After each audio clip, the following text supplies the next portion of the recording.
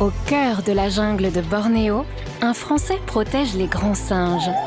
Sauve la jungle et la forêt face aux producteurs d'huile de palme. Il s'appelle Chani et il nous fait partager sa vie sur RZN Radio. Bonjour, c'est Chani dans la jungle de Mentawai, l'archipel à l'ouest de Sumatra pour RZN Radio. Je suis près du camp de Kalawet, notre station qu'on a ici dans la forêt de Mentawai sur l'île de Sibérut, et je m'apprête à partir en repérage. Alors vous le savez, avec mon association, on sécurise des terres pour éviter que les compagnies d'huile de palme s'installent ou les compagnies de charbon. Donc ça implique de faire régulièrement des repérages pour repérer de nouvelles zones où les villageois auraient besoin de nous. Et c'est le cas ici. On a été appelé pour aller faire un repérage dans une forêt qui soi-disant est très belle. Donc l'idée de ce repérage, c'est d'aller voir la biodiversité qu'on trouve à l'intérieur. Et ici, un repérage comme ça commence souvent en mobilette. J'ai Carrare, un de mes gars qui est avec moi et qui est déjà installé sur la mobilette. Il m'attend, on va y aller.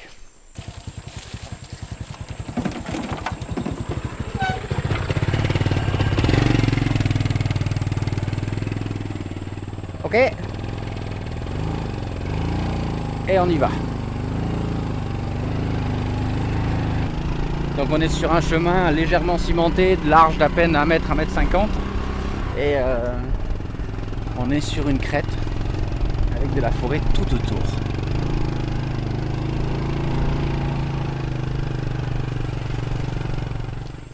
Voilà, on vient de garer la moto.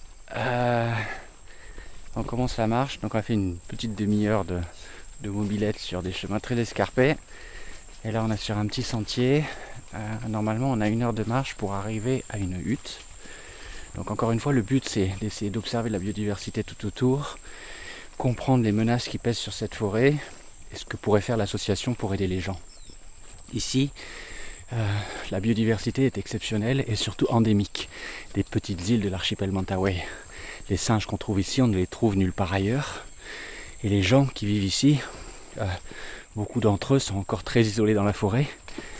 Et pendant longtemps, on les a accusés d'être à l'origine du déclin des animaux sauvages parce que les gens de Mentawai ont toujours consommé les singes, sauf que ça, depuis des milliers d'années, c'est pas du tout eux le souci. Le souci, c'est avant tout l'habitat qui est détruit par les compagnies, notamment les compagnies forestières.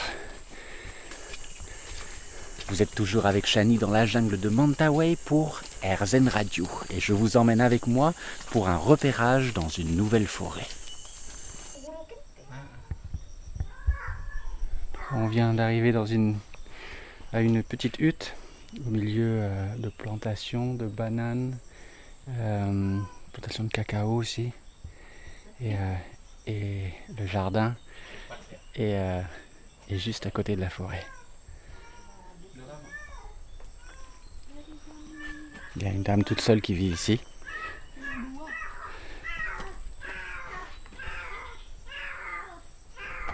Et comme vous l'entendez, il y a un chat.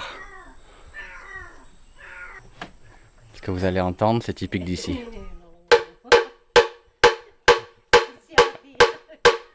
Ce que vous entendez, c'est le bruit d'un bambou qui a été creusé. Et à chaque fois que les gens arrivent dans leur hutte, dans leur plantation, ils font sonner comme ça. Namanya long long kan? Long long. C'est le nom. Je ne sais pas si on peut appeler ça un instrument. Mais comme ça, ils informent, ça s'entend très loin, qu'ils sont arrivés dans leur plantation, qu'ils sont arrivés dans leur hutte ou qu'ils en sortent. Long long. Long long. J'arrive pas à le dire. Alors la dame a été rejointe par son mari et tous les deux, ils m'expliquent qu'il y a beaucoup de gibbons, mais que les gibbons sont leurs amis et qu'ils ne les chassent pas.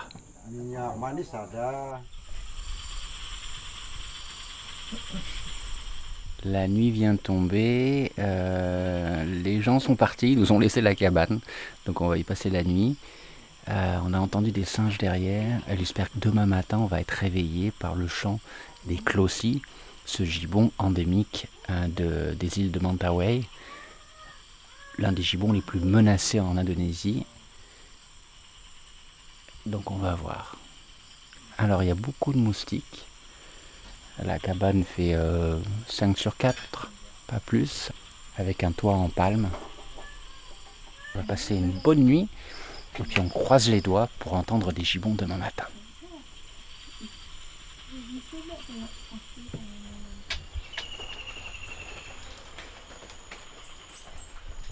Vous êtes toujours avec Shani dans la jungle, et cette fois dans la jungle de Mentawai pour RZN Radio. Mauvaise nouvelle, il y a plu une bonne partie de la nuit. Il continue un peu à pleuvoir ce matin. Donc la végétation est trempée. Les singes et surtout les gibbons aiment pas du tout l'eau. Lorsqu'ils vont se balancer de branche en branche, ils vont se mouiller. Ils vont être même trempés. Donc ils vont être très peu actifs. Une matinée comme aujourd'hui, et on va devoir attendre que les rayons du soleil pénètrent les nuages pour espérer avoir des gibbons qui commencent à pousser des vocalises. C'est certain, ils sont là, mais on doit se faire une idée du nombre de familles, et pour ça, pas d'autre moyen, il faut attendre qu'ils chantent.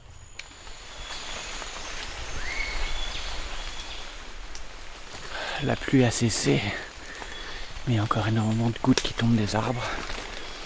Fille, Ousram et moi-même, on marche lentement dans la forêt pour aller sur le sommet d'une colline pour essayer d'être au meilleur endroit pour écouter les gibbons. Si les gibbons se mettent à pousser des vocalises, ce sera un endroit stratégique pour vraiment entendre toutes les familles, en sachant que les gibbons aiment bien chanter justement au sommet des collines pour que leurs vocalises soient entendues le plus loin possible. Sauf que les nuages sont encore très épais, les rayons du soleil ne sont pas vraiment apparus. Donc on n'a aucune garantie que les gibbons chantent, et je suis même plutôt très pessimiste. La forêt est détrempée, les animaux n'aiment pas ça.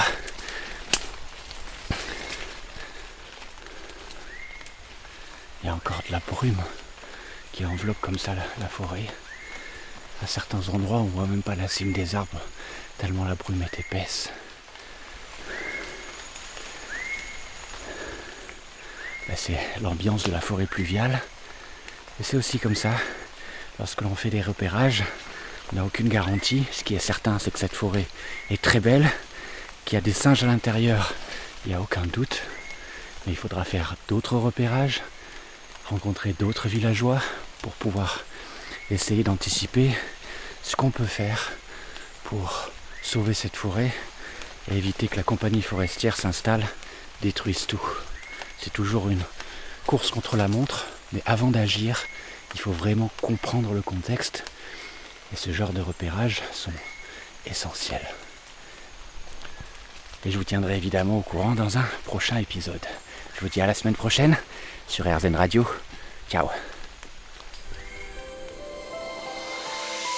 Rendez-vous la semaine prochaine pour un nouvel épisode sur la vie de Shani.